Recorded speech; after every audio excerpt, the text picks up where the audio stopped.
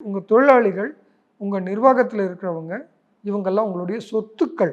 அவங்க நல்லா இருக்க இருக்க உங்கள் தொழில் நல்லாயிருக்கும். அப்போ உங்கள் தொழில் நல்லா இருக்கணும்னா, நீங்கள் லாபம் சம்பாதிக்கணும். உங்களுக்கு வருமானம் வரணும்.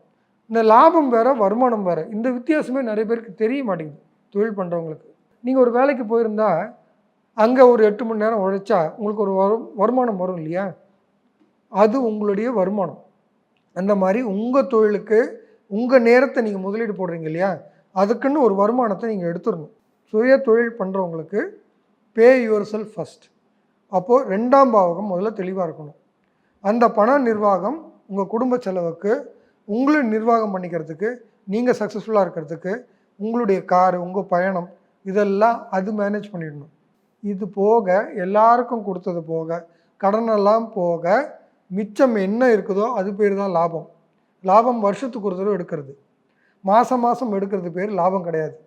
நீங்கள் லாபத்தை அப்பப்போ வெளியில் எடுத்துட்டிங்கன்னா தொழிலே ஓடாது.